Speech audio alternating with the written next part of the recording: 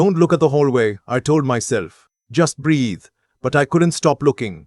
Every time a nurse walks past my wife's room, I'd crane my neck to see if it was her, the one who had pulled me aside 2 days earlier and told me something that turned my entire world upside down. I'm getting ahead of myself. Let me start from the beginning. My wife Evelyn was the kind of woman who could walk into any room and make it feel like home.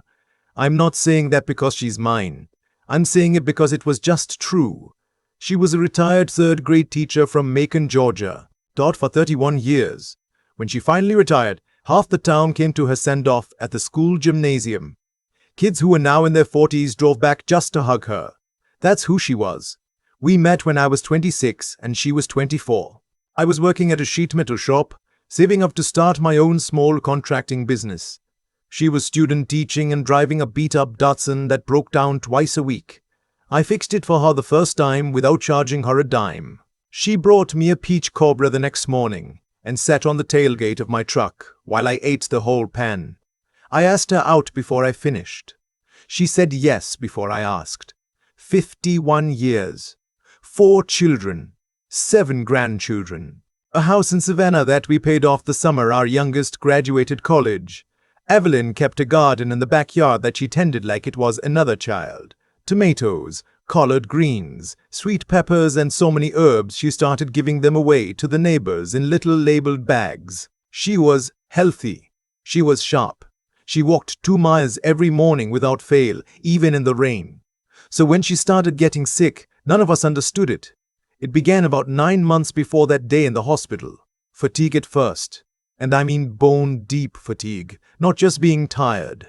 She'd come in from her morning walk and sit down in the kitchen chair and just stay there. No coffee, no reading her devotional, just sitting. I figured it was her age catching up with her. She was 73. We both were slowing down some. But then her hair started falling out. Not all of it, not like in patches, but enough that she noticed. She'd find it on her pillow, in the shower drain. She showed me one morning with a look on her face I'd never seen before. Not scared exactly, but unsettled. Evelyn didn't shake easily. That look scared me more than the hair did. Her doctor ran blood panels. He checked her thyroid. He checked her iron. He referred her to a specialist who checked everything else. Nobody could pin it down. They said it was possibly early-stage autoimmune. They adjusted her diet, added supplements, told her to reduce stress. She did everything they said, and she kept getting worse. By month 6, she was losing weight she didn't have to lose. She was nauseous in the mornings. She had numbness in her hands that made it hard to garden, and the garden was the thing she loved more than almost anything outside of her grandchildren. She cried about it once, quietly, when she thought I was asleep. I heard her from the hallway and I just stood there in the dark because I didn't know what to say. I still don't forgive myself for not walking in that night. Our son, Philip, had gotten married 3 years earlier. His wife, Audra, had come into our family like a strong wind, confident, well put together, always with an opinion about things. I didn't dislike her. I want to be clear about that. She had her sharp edges, but so do most people worth knowing. She worked in pharmaceutical sales, which I mention only because it becomes important later. She was good to Philip on the surface, and Philip loved her. That was enough for me. Audra had started coming around more once Evelyn got sick, bringing food, offering to drive her to appointments, staying for dinner. Philip worked long hours in construction management and traveled some, so I appreciated her stepping in. I told her so more than once.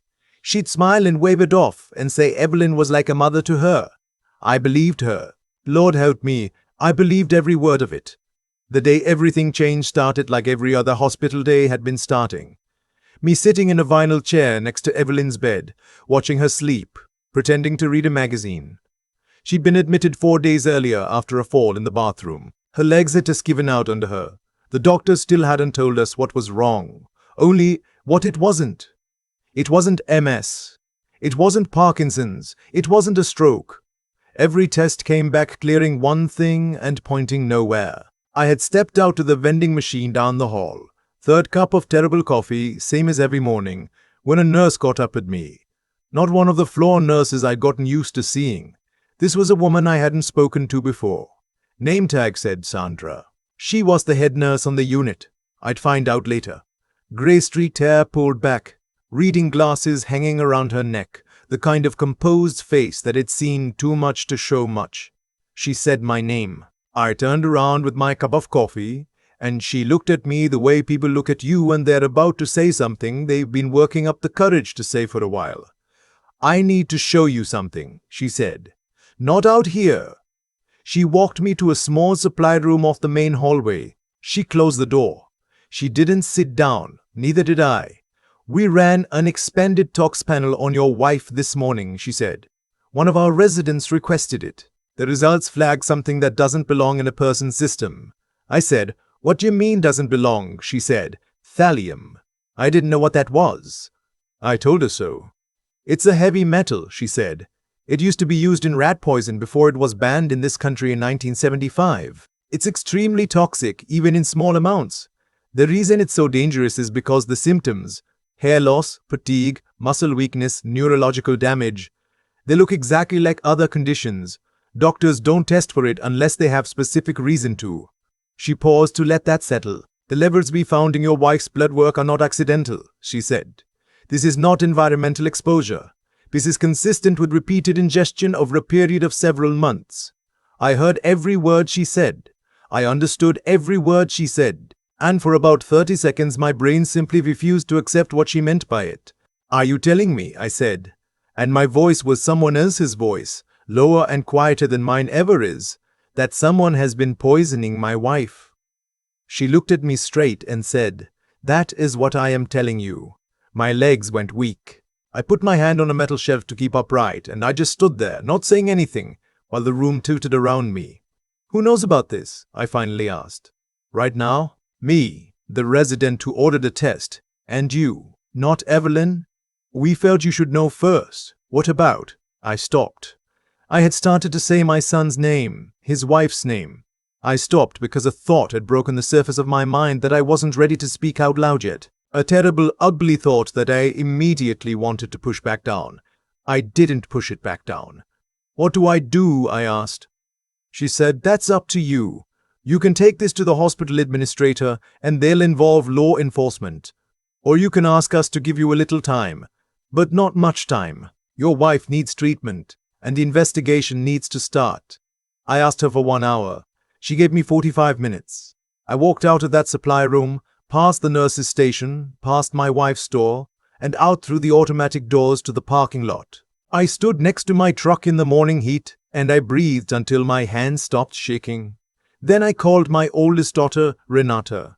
She's a paralegal in Atlanta. She's the one in the family who keeps her head when everything else is falling apart.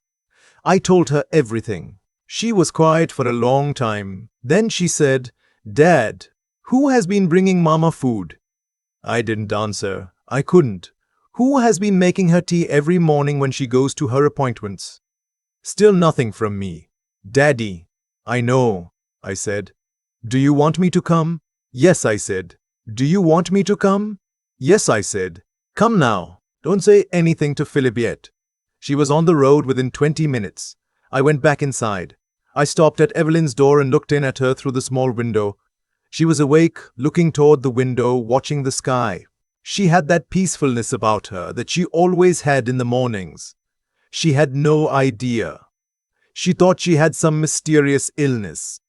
She thought her body was failing her on its own. She didn't know there was a hand behind it. I walked in, sat down next to her, and took her hand. She squeezed it without looking at me, still watching the sky. "You were out there a long time," she said. "Just getting some air," I said. She turned and looked at me. Evelyn had always been able to read me. 51 years and she still caught me every time. "What's wrong?" she said. "Nothing," I said. "I just love you." She looked at me a beat longer than normal, then turned back to the window. "Something's wrong," she said quietly. "But okay, I'm not going anywhere." That nearly broke me in half. 40 minutes after Sandra had given me my window, I was back in the supply room, this time with Renata and a detective named Warren Okafor from the Chatham County Police Department. He'd arrived faster than I expected. Sandra had already contacted the department through the hospital's protocol. Detective Okafor was lean, early 50s, soft-spoken in a way that made you listen harder. He shook my hand and didn't waste time. "Tell me who has access to your wife," he said. "Specifically, who prepares her food and drinks." I told him about Audra. I told him everything I could think of. Her job in pharmaceutical sales, how long she'd been coming around, the teas she brought, the meals, the vitamin supplements she bought for Evelyn after reading about them online. Renata pulled up her phone and showed him a text thread where Audra had mentioned a specific herbal supplement she'd ordered from overseas. Detective Okafor wrote that down. He didn't change expression. He just wrote it down and asked another question. "Has she ever been alone in your wife's room?" "Yes," I said. "Many times. I'd step out for meals, for air. She'd sit with Evelyn." He nodded. "Has she brought anything for your wife to eat or drink while she was admitted?" I thought back. My stomach dropped. "2 days ago," I said. "She brought Evelyn a thermos of her homemade broth. Said it was good for the inflammation." Renata made a sound next to me that she immediately pulled back. Detective Okafor asked the hospital to secure and test any food items Audra had brought in. He arranged for surveillance on the unit. Nothing visible, nothing that would tip anyone off. He asked me to call Audra and invite her to visit that afternoon, same as any other day. He said to act normal. I asked him what normal looked like when your daughter-in-law had been poisoning your wife for 9 months. He looked at me with something that wasn't quite sympathy and wasn't quite not. He said, "I know, but we need her to come in." I called Audra from the parking lot. My voice was steady. "I don't know how. She said she'd been meaning to come by anyway and she'd bring more of that broth because the hospital food was worthless." I said that would be wonderful. I sat in my truck for a while after that call. I thought about the first time I met her, at a backyard barbecue at Philip's apartment. She had a sharp laugh and a direct handshake, and she brought a potato salad that she admitted was store-bought. I'd liked her for admitting that. Most people try to pass it off. She didn't. I thought about the Christmas 3 years ago, when she and Philip announced the pregnancy, a false alarm as it turned out, that Evelyn had cried over losing even though it had lasted less than 8 weeks. Audra had leaned on Evelyn through that, or I thought she had. Now I didn't know what was real. I thought about money. Philip and I had set up a family trust 2 years before, when we did our estate planning. The trust held the house, a parcel of land we owned outside Brunswick, and the retirement accounts. Philip was listed as beneficiary. Evelyn's death would accelerate the distribution. In plain language, if Evelyn died, Philip inherited. And if Philip inherited, Audra had access. I hadn't thought about it that way before. I'd set it up to protect my children, the way any father would. I hadn't imagined it could make my family a target. Not from inside. Renata and I went in and sat with Evelyn through lunch. We didn't tell her anything. We talked about her garden, about the grandchildren, about whether the creep myrtles in the front yard needed to be cut back. Evelyn said they always needed to be cut back and that I'd been promising to do it for 5 years. Renata laughed. I forced a smile. Evelyn watched me again with those careful eyes of hers, but she let it go. At 2:30, Audra walked through the door with a warm thermos and a smile that looked exactly like every other smile she'd ever given me. That was the terrifying part. It looked the same. I stood up and hugged her and she patted my back and said I looked tired. I said I was fine. She sat down next to Evelyn and they talked the way they always talked. Audra asking about her pain levels, commenting on her hair, saying she thought the color was coming back. She unscrewed the lid of the thermos and poured broth into a small cup and held it out to Evelyn. Evelyn reached for it. I said, "Not yet. Let me get her water first." I stood up and moved toward the tray table, blocking the cup, buying seconds. Detective Okafor had told me the officer outside would move as soon as she made contact with the food. I'd been so focused on Evelyn's hand reaching for that cup that I hadn't even seen the door open. But I heard it. 2 officers stepped in. One spoke Audra's name. The other one asked her to set the thermos on the tray and step away from the bed. Audra looked at them. She looked at me. She looked at Renata, who was standing now in the corner of the room, arms crossed, jaw tight. For a second, her face did something I've never been able to fully describe. Not panic exactly, Not guilt like in the movies, where people crumble and confess. It was colder than that. It was the look of someone recalculating. Someone who had played a long game and was now deciding how to play the next move. Then she set the thermos down very carefully and stood up. "I don't know what you think is happening," she said. Nobody answered her. They walked her out. One of the officers stayed behind to bag the thermos as evidence. Evelyn had not said a single word through any of it. I turned to look at her and she was staring at the doorway where Audra had just been. "That was Audra," Evelyn said. Not a question. "Yes," I said. "What did she do?"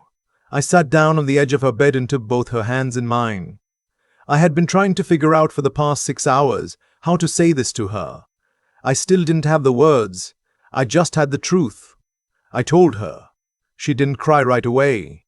She sat very still and listened to everything I said, and her face was the most heartbreaking combination of devastation and understanding I have ever seen on a human being. Like she was hearing something she couldn't accept and recognizing it at the same time. When I finished, she was quiet for a long time. Then she said, "The tea she brought me every morning." "Yes," I said. She closed her eyes. 2 tears ran down her face, one on each side, perfectly even, and she didn't move to wipe them. 9 months, she said. "That's what they think." She opened her eyes and looked at me. "Philip doesn't know." "Not yet. He can't hear this from anyone but you." "I know," I said. "I'll call him." She nodded. She held my hands tighter. Then she said, very quietly, "I thought I was dying of something wrong with me. I thought my body had just decided to give up." I pressed my forehead against her hand. I didn't say anything for a while. "Your body didn't give up," I said. "Your body fought for 9 months and it held on long enough for someone to find out. You held on. That was the only time I cried that day. I saved the rest for later, alone, in the parking garage where I sat in my truck for an hour before I trusted myself to drive. Calling Philip was the hardest thing I have ever done.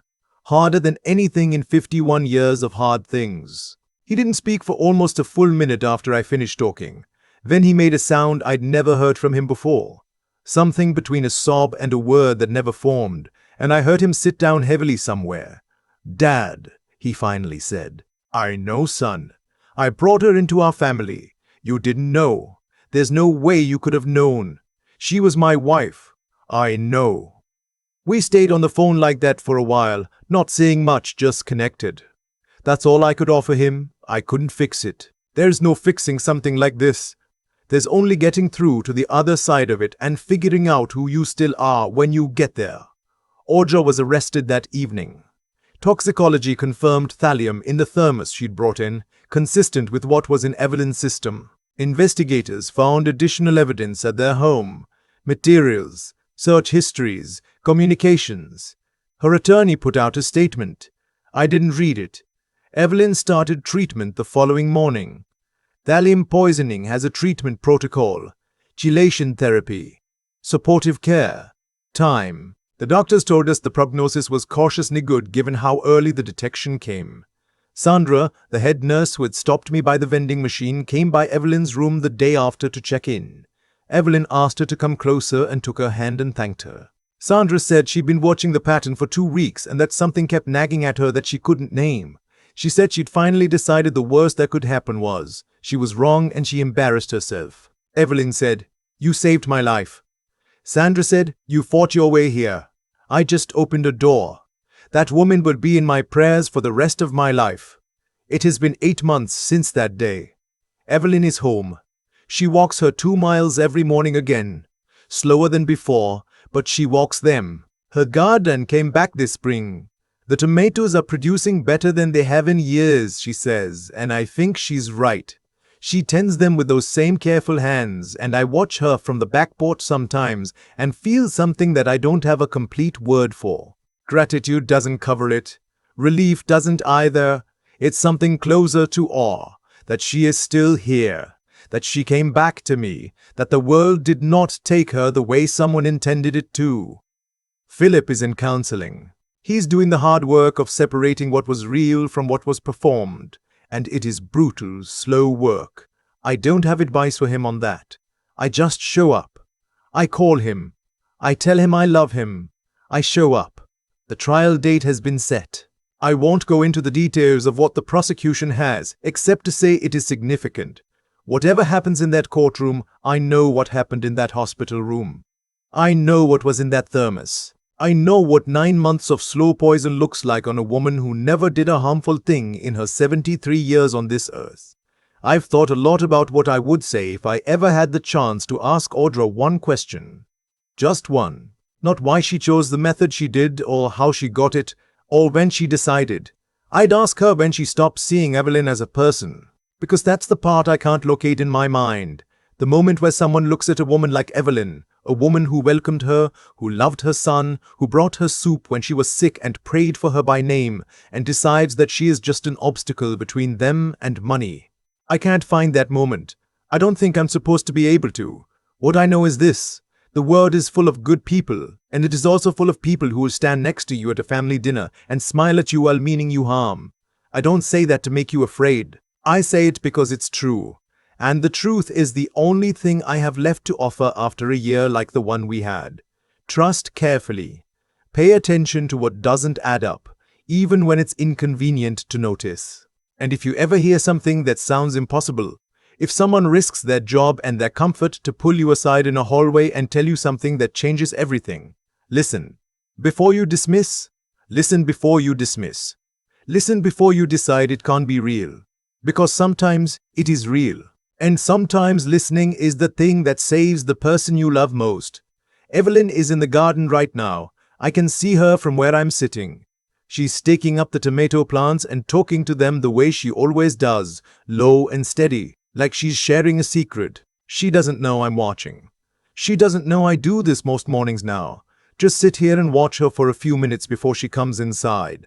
I'm not ready to stop being grateful. I don't think I ever will be. I keep coming back to the 9 months. Not the arrest. Not the courtroom. Not even the moment Sandra pulled me into that supply room and said the word thallium like it was a verdict. What stays with me, what I turn over in my mind on quiet mornings while Evelyn tends her garden, is the 9 months. That's how long it went on before anyone caught it. 9 months of meals, of teas, of a thermos handed over with a smile. 9 months of my wife thinking her own body had betrayed her. 9 months of me sitting across the breakfast table from a woman I loved, watching her disappear and not knowing there was a hand behind it. Audra made her choices. I've had to accept that those choices were hers, made with a clear mind, over a long time, with deliberate calculation. That is its own kind of evil, the premeditated kind, and I don't pretend to fully understand it. But I've also had to reckon with my part in it. Not guilt exactly. I didn't do anything wrong, but accountability for the ways I stopped looking, the ways I accepted the performance because it was easier than questioning it. Because questioning the person your son loves feels like a betrayal of him. Because you don't want to be the kind of person who sees enemies everywhere. That's the thing about character. Real character. Not the kind you perform, but the kind that holds when everything is pressing against it. Audra had the surface of it. She showed up. She brought food. She said the right things. But character isn't what you do when people are watching. It's what you do with the thermos when no one is looking. And hers, stripped of the performance, was hollow all the way through. What saved Evelyn wasn't luck. It was Sandra paying attention when it was inconvenient to do so. It was Renata thinking clearly when I was too shattered to. It was Evelyn's own body, stubborn and relentless, holding on through 9 months of assault when it had every reason to give out. That is resilience, not the motivational poster kind, but the quiet, grinding kind. The kind that doesn't know it's impressive because it's too busy surviving. And I've thought about what I'd tell my grandchildren if they ever ask me what I learned from all of it. I'd tell them this: your goodness is not weakness. Evelyn spent 31 years teaching other people's children, loving people who couldn't always love her back, giving without tallying the debt. None of that made her naive. It made her a person worth fighting for.